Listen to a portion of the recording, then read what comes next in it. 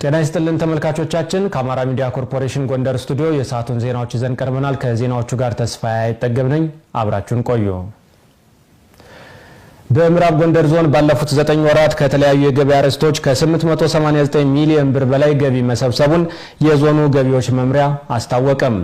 ከባለፈው የበጀት ዓመት ጋር ሲነጻጸር የገቢ አሰባሰቡ ከ395 ሚሊዮን ብር በላይ ብልጫ አሳይቷል ተብሏል። መረጃውን ያደረሰን የዞኑ መንግስት ኮሚኒኬሽን መምሪያ ነው። ወይንሸት ጌታቸው እንደሚከተለው ታቀርብልናለች። ወይዘሮ ባንቺ ጌጡና አቶ አባይ ወርቅነህ በምዕራብ አርማጭሆ ወረዳ አብራሃጅራ ከተማ ነዋሪ ናቸው።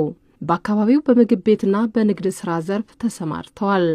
የዜግነት ግዴታ የሆነውን ግብርን በመክፈል ከ15 እስከ 20 ዓመት አስቆጥረዋል። በዚህም ደስተኛ ናቸው።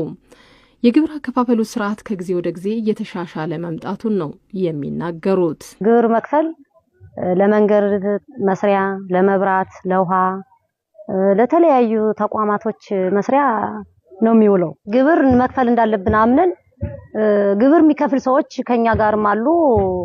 ምንም የሚያቅማማ ሰው የለም በግብር ጉዳይ። መንግስት ጣለበትን ግብር ደስተኛው ነው የሚከፍለው ከኔ ጀምሮ። በመናገኘው ገቢ መጠን ሂሳብ መዝገብ አሰርተን እንድንከፍል ነው የተፈቀደልን። በዚህ መንገድ ነው የምንከፍለው።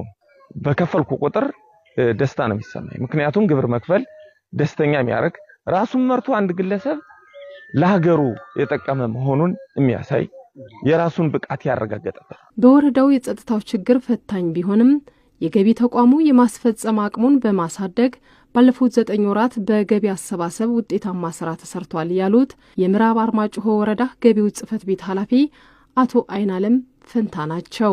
እስካሁን ባለው ሰዓት 134 ሚሊዮን 814371 ብር መሰብሰብ ችለናል።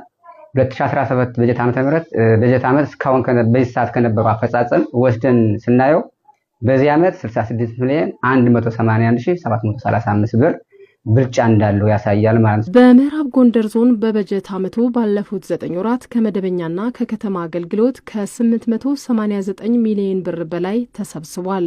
ከባለፈው በጀት ዓመት ተመሳሳይ ወቅት ጋር ሲነጻጸር ከ395 ሚሊዮን ብር በላይ ብልጫ ማሳየቱን የዞኑ ገቢዎች መምሪያ ኃላፊ ወይዘሮ ደብሬ ብርሃኑ ገልጸው ለአፈጻጸሙ መሻሻል የግብር ከፋዩ የነቃ ተሳትፎ መሆኑን አብራርተዋል።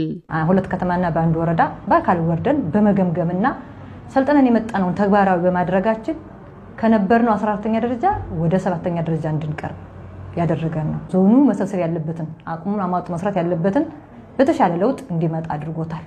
በተለያየ ጊዜያት በወቅቱ ያልተሰበሰበ የገቢ ግብርን